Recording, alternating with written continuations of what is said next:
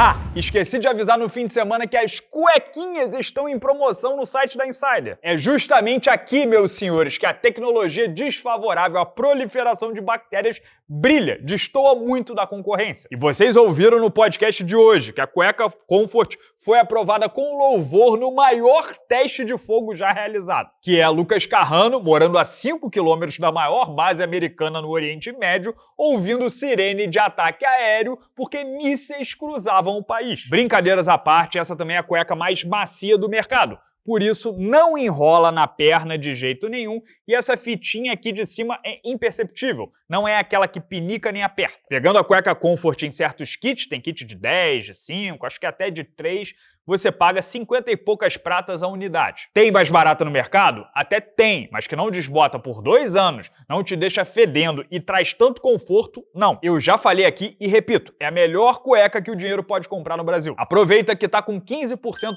off no cupom Sexto Round, tudo junto. Link para Insider Store no comentário fixado e na descrição, beleza? Vamos falar de Charles do Bronx.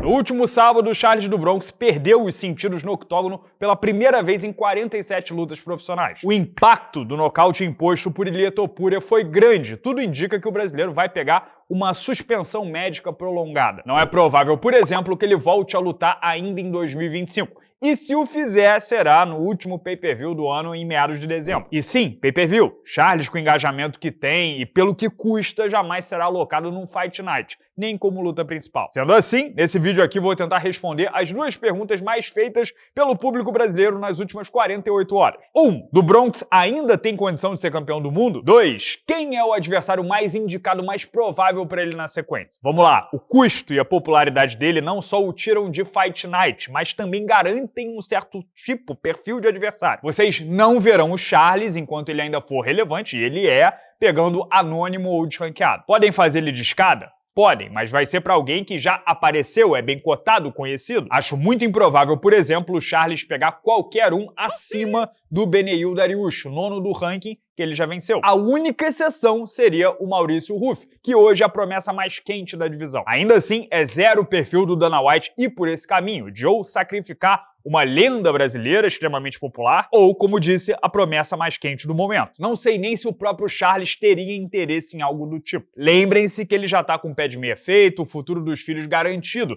Não precisa aceitar qualquer luta para fechar conta. Essa galera aí, Matheus Gamrot, Rafael Fiziev, lutas duras, mas recompensa bem baixa, também não acho que rolam. E como ele vai demorar a voltar, Arman Tsarukyan, Justin Gaethje e Paddy Pimblett, que já estão esperando há algum tempo, estão fora de cogitação, porque nenhum deles vai esperar 6 meses ou mais sentado. Um deles deve disputar o cinturão, ou 2 vão se enfrentar, ou vai sobrar alguém para o retorno do Dan Hooker. A pedida perfeita para o Charles, somando estrutura competitiva, legado, nome, etc., é o Max Holloway. E digo isso ganhando ou perdendo pro Dustin Poirier dia 19 de julho, agora, no UFC 318. Se o havaiano vencer e reter o cinturão BMF, melhor ainda. Porque o Holloway não vai ter o title shot contra o Topuria, acabaram de se enfrentar, não vai pegar o Gaethje de novo, não vai dar, vencendo o Poirier, dar passo atrás para pegar o Hooker, e nem o Tsarukyan vai esperar 6, 7 meses para enfrentá-lo. Em Holloway versus Poirier, também tudo indica que vai ser 5 rounds de guerra, os dois vão sair machucados. Então, zero chance do havaiano voltar em 2 ou 3 meses. Holloway e Charles estarão no mesmo time, ex-campeões do mundo, lendas,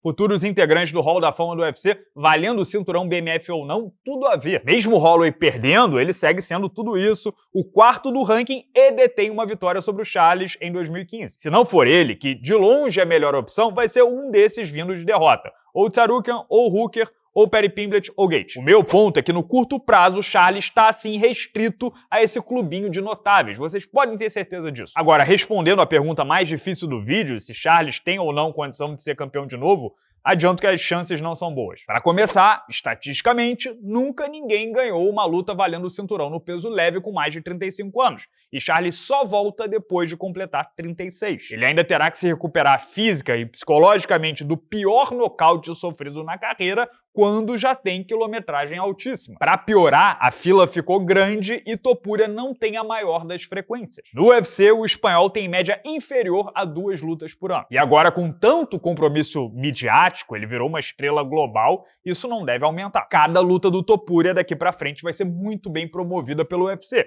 e isso demanda tempo. Independente do chaveamento, se vão botar o Paddy Pimblett direto, ou se vão fazer Paddy Pimblett versus Justin Gaethje, que segundo o Dricus du Plessis vai ser a luta principal do UFC 319. Já há aí 2 rodadas pro Topuria fazer, porque se o Tsarukyan sobrar e acabar com o Hooker, com o Gaethje ou com o Pimblett, o vencedor daí vai ter um title shot também. Então, com a frequência atual, Topuria já estaria ocupado até meados do segundo semestre do ano que vem. Sendo que ainda tem a grande possibilidade de, ganhando ou perdendo pro Jack Della Maddalena, Islam Makhachev voltar pro peso leve. Nesse caso, ele furaria a fila imediatamente e pioraria a situação do Charles. Que é mais uma variável, se nesse meio tempo Maurício Ruff implode um Michael Chandler ou um Beneil Dariush da vida, ganha hype tremendo e vira concorrente. O pessoal tem que entender que o UFC procura muito novidade, quem vai ficar pro futuro. E o Charles, além de ter sido campeão por um tempo, já recebeu 2 title shots depois.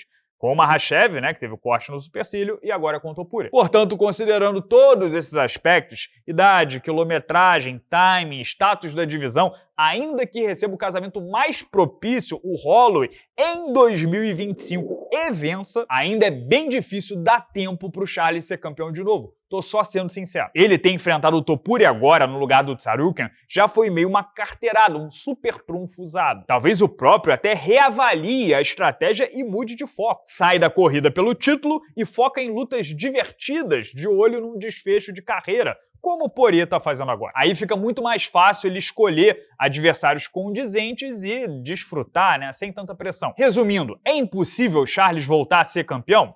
Não, muita gente, inclusive eu, provavelmente teria dito que era impossível ele ser campeão dos leves depois do nocaute pro Paul Felder em 2017. Porque ali ele parecia estar 10 quilos mais leve, subdesenvolvido fisicamente e na categoria errada. Mas olha o que aconteceu, como ele cresceu. Não dá pra duvidar e dizer nunca pro Charles. Mas, naquela ocasião, ele tinha a juventude no corner, 27 aninhos e margem para crescimento físico e técnico. Foi o que aconteceu. Ganhou massa muscular, ficou mais pesado, melhorou muito no Muay Thai, ficou até mais blindado. Pra dar certo dessa vez, vai ter que rolar muita mudança / muita ajuda do destino do universo. De um lado, lesão, luta que cai, timing que muda, Makhachev não voltando, Topuria, sei lá, subindo para caçar o russo, e do outro, mudanças estratégicas relevantes no próprio jogo. Não dá mais para trocar porrada franca com garoto, tiroteio. Tipo o Glover Teixeira, que pisou no UFC como Mike Tyson brasileiro, boxeando e pendulando, mas quando viu os reflexos e a resistência mudando, resolveu focar no grappling. Isso tudo vai acontecer?